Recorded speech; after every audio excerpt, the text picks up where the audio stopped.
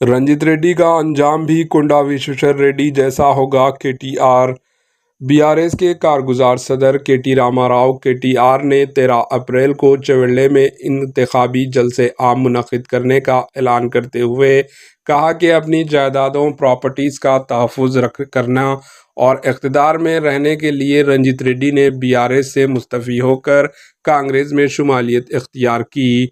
हल्के लोकसभा चवेले के जायज़ इजलास से खिताब करते हुए इन ख्यालात का इजहार किया। केटीआर ने कहा कि बीआरएस पार्टी ने ही रंजित रेड्डी को सियासत में मुतारफ़ करवाया। 2019 के लोकसभा इलेक्शन में पार्टी ने हल्के लोकसभा चवेले से टिकट दिया और इनकी कामयाबी के लिए पार्टी के हर कारकुन ने दिन रात काम किया।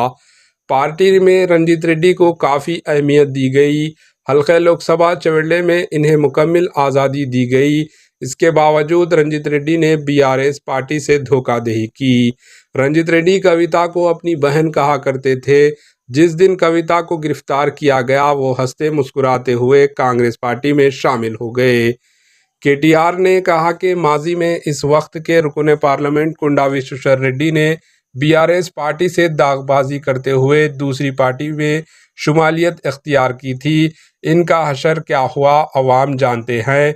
पार्टी से बड़ी कोई शख्सियत नहीं होती। विश्वेश्वर रेड्डी का जो हाल हुआ था वही हाल रंजित रेड्डी का भी होगा।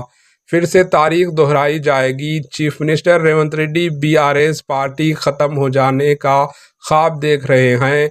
समझ में नहीं आ रहा है कौन किस के लिए काम कर रहा है।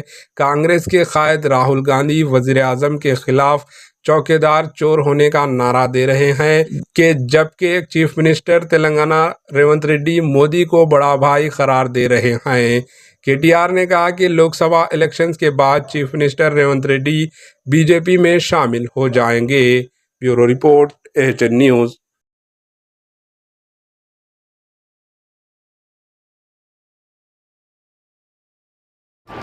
एएचएन न्यूज़ को लाइक करें, शेयर करें और सब्सक्राइब करना ना भूलें।